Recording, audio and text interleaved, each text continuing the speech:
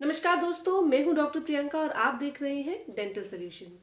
तो आज की इस वीडियो में हम बात करेंगे कि आखिर डेंटल प्लाक होता क्या है, कैसा दिखता है, अगर इसे समय पर नहीं रोका गया तो क्या हो सकता है, और घर में ही टार्टर जो दांतों के ऊपर एक हार्ड परत, सख्त परत जमा हो जाती है, उसे बनने से कैसे रोका जाए। सबसे पहला सवाल है कि आखिर डेंटल प्लाक होता कैसा है, कैसे बन जाता है डेंटल प्लाक। जब भी हम कुछ खाना खाते हैं तो उस खाने के कुछ अवशेष रह जाते हैं दांत के ऊपर, जो हमें सफ़ेद रंग के दिखाई देते हैं। बहुत बार आप इसे देख पाएंगे क्योंकि मोटी परत चढ़ जाती है दांत के ऊपर, बहुत बार आप इसे नहीं देख पाएंगे क्योंकि एक पतली सी सफ़ेद रंग की परत दांत के ऊपर चढ़ जाती है। यही होती है डेंटल प्लाक। तो इसे हम कैसे देखें? आप जब भी खाना खाएं उसके बाद अपने नाखून से दांत के ऊपर ऐसे चलाएंगे तो आपको नाखून के ऊपर सफ़ेद रंग का खाना नजर आएगा। यही होता है डेंटल प्लाक। अगर डेंटल प्लाक की सफाई आप नहीं करते हैं और ये आपके दांतों के ऊपर बना रहता है तो इसमें मुंह के अंदर जितने भी बैक्टीरिया होते हैं, जीवाणु होते हैं, वो उस पर एक्ट करते हैं और खाने को तोड़कर उसमें से एसिड निकालते हैं। ये एसिड ही होता है जो दांत के ऊपर कैविटी करता है या सड़न पैदा करता है और मसूड़ों में इन्फेक्शन पैदा करता है। जो मसूड़े सूज जाते हैं, लाल हो जाते हैं, उसमें से खून निकलता है, ये सब डेंटल प्लाक की वजह से ही होता है। डेंटल प्लाक को सही समय पर हटा लेना बहुत ज़रूरी होता है। अब आप सोचेंगे कि हमने खाना खाया उसके तुरंत बाद डेंटल प्लाक जो बना है, क्या उससे उसी समय मसूड़े में इन्फेक्शन हो जाएगा? क्या उससे उसी समय कैविटी शुरू हो जाएंगी? ऐसा नहीं है। डेंटल प्लाक को, बैक्टीरिया को उस पर एक्ट करने के लिए, एसिड बनाने के लिए और दांत को गलाने के लिए एक समय चाहिए होता है। ये समय 10 से 12 घंटे का होता है। इसीलिए ये कहा जाता है कि आप सुबह और शाम ब्रश कीजिए। क्या करना है? पहली चीज़ तो ये है, आप इसे अच्छे से नोट कर लीजिए। जितनी बार भी आप खाना खाएं उतनी बार दांतों की अच्छे से सफाई करें या कुल्ला करें। हर बार ब्रश करना पॉसिबल तो नहीं हो पाएगा, तो इसीलिए हर बार आप कुल्ला ज़रूर करें। खाने को दांत के ऊपर लंबे समय तक नहीं बने रहने देना है। तो अगर आप कुल्ला करेंगे तो उससे काफ़ी मात्रा में जो है आपका खाना दांतों के बीच से निकल जाएगा। अगर ऐसा लग रहा है कि किसी दो दांत के बीच में खाना फंस गया है तो डेंटल फ्लॉस आप इमीडिएटली यूज़ कर सकते हैं। छोटा सा फ्लॉस आता है, पॉकेट में कैरी कर सकते हैं कहीं भी। उस समय जो है अगर आपका खाना जो है दांतों के बीच में फंसा रह गया तो वहीं पर मसूड़े में इन्फेक्शन शुरू हो जाएगा। तो दांतों के ऊपर खाना ना जमे, इसलिए कुल्ला ज़रूर करना है। दूसरी चीज़, अगर हम इस डेंटल प्लाक को, जो सफ़ेद रंग की परत दांतों के ऊपर दिखाई दे रही है, इसे ना हटाएं, लंबे समय तक ये बनी रहे दांत के ऊपर, फिर क्या होगा? लंबे समय तक अगर दांत के ऊपर डेंटल प्लाक की लेयर चढ़े रहती है तो इसमें धीरे धीरे जो भी हम खाना खा रहे हैं उसमें से मिनरल्स निकलकर इस पर डिपॉजिट होते जाते हैं और ये सख्त होती जाती है। आपने कई बार देखा होगा कि बहुत सारे लोगों में ये परत बहुत सख्त होती है। तो आज आपने नहीं हटाया, अब कल वो सख्त हो गई, परसों वो थोड़ी और सख्त हो गई, जैसे जैसे समय बढ़ता गया वो सख्त होती गई। अब ये आपके नॉर्मल ब्रशिंग से नहीं निकलने वाली है। इस परत को हटाने के लिए, जो कैलकुलस जिसे हम कहते हैं या जिसे हम टार्टर कहते हैं, इसको हटाने के लिए आपको डेंटल क्लिनिक पर जाकर डेंटल विजिट लेकर स्केलिंग ज़रूरी करानी हो जाती है। अगर आपने स्केलिंग नहीं कराई तो ये परत नहीं हटेगी और जमते जाएगी और सख्त होती जाएगी। इसकी जो परत ये है, अगर ये बने रहती है तो क्या होगा? देखिए, जैसे जैसे कैलकुलस बढ़ता जाएगा वैसे वैसे जो आपका मसूड़ा है वो और नीचे जाता जाएगा, दांत का साथ छोड़ते जाएगा। जैसे जैसे मसूड़ा नीचे जाएगा उसके साथ की हड्डी नीचे जाएगी। बहुत बार लोगों की ये शिकायत रहती है कि मैम, हमारे दांत जब हम सफाई कराने गए थे उससे पहले तक तो नहीं हिल रहे थे, जैसे ही हमने सफाई कराई दांत हमारे हिलने लग गए, कमज़ोर हो गए, लंबे दिखने लग गए और उसमें ठंडा गर्म भी लगने लग गया। अब यहाँ ये समझना ज़रूरी है कि आप आखिर ऐसा क्या हुआ कि जो दांत हैं वो लंबे दिखने लग गए। दांतों के ऊपर जो टार्टर की परत चढ़ी हुई थी वो भी सफ़ेद रंग की होती है। तो कई बार लोग इसे समझ नहीं पाते हैं कि ये टार्टर की परत है या दांत है। बहुत सारे लोग सोचते हैं कि ये हमारा दांत ही है, लेकिन जैसे ही टार्टर की परत जो हम निकालते हैं स्केलिंग से साफ होती है तो दांत एकदम से लंबा दिखने लग जाता है।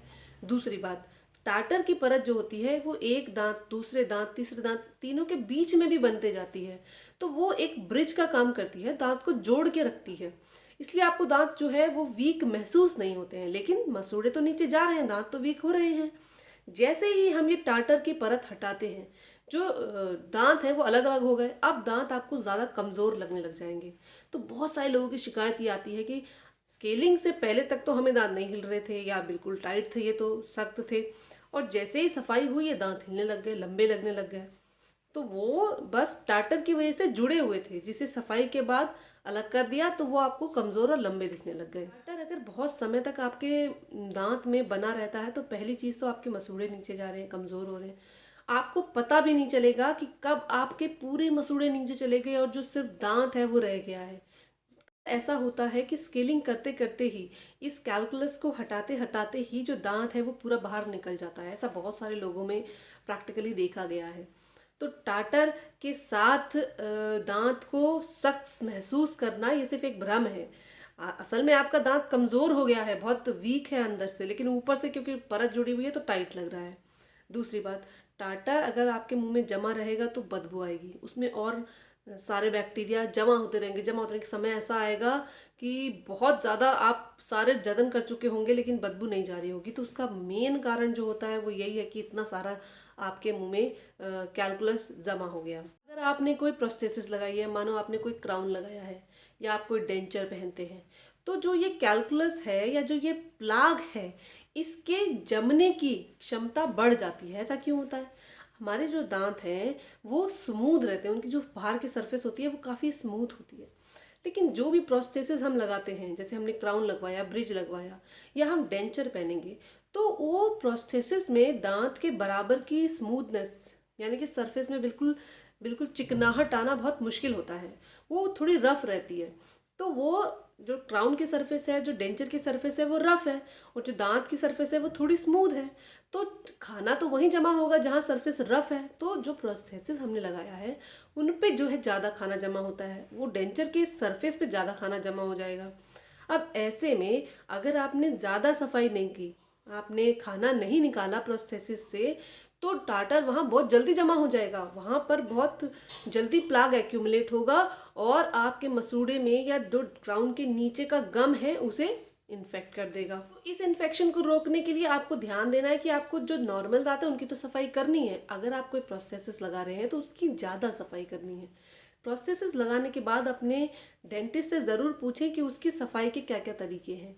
दांतों के अलावा जो डेंचर होता है उसकी बहुत ज़्यादा सफाई रखनी पड़ती है, क्योंकि ओल्ड एज होती है। डेंचर तो इंसान ओल्ड एज में ही लगाता है, तो वो लोग उसकी सफाई नहीं कर पाते हैं। ऐसे में उस प्रोस्थेसिस के नीचे कैलकुलस प्लाक के साथ फंगस भी लग जाती है।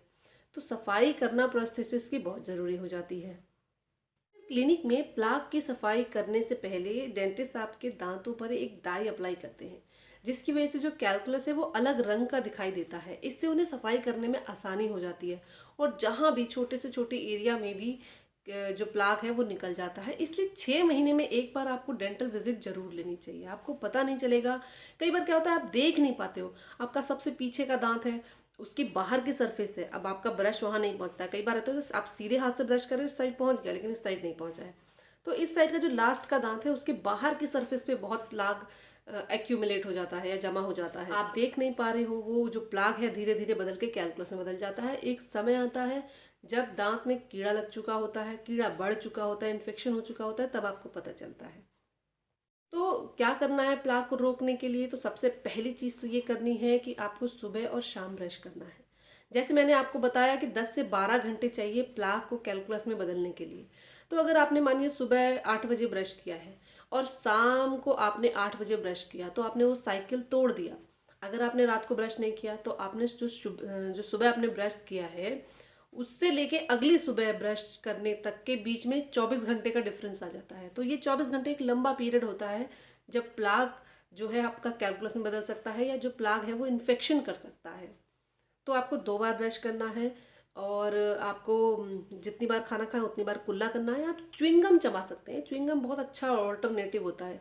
शुगर फ्री आप च्युइंगम लें, खाना खाने के बाद च्युइंगम चबाएं, तो जितना दांतों के ऊपर जो प्लाग एक्यूमुलेट होता है वो च्युइंगम में चिपक कर बाहर निकल जाता है। तो च्युइंगम एक बहुत अच्छा ऑल्टरनेटिव है। गुनगुने पानी में नमक डाल के कुल्ला करना एक बहुत अच्छा ऑल्टरनेटिव होता है। इससे आपके दांतों का जो सफाई है वो भी बनी रहती है, और मसूड़ों में ब्लड सर्कुलेशन इंक्रीज होता है। ब्लड सर्कुलेशन इंक्रीज रहेगा तो क्या होगा, मसूड़े स्वस्थ रहेंगे। तो इससे जुड़ी कोई और समस्या हो तो मैसेज कीजिए। अगर वीडियो पसंद आई हो तो please do like, share and subscribe.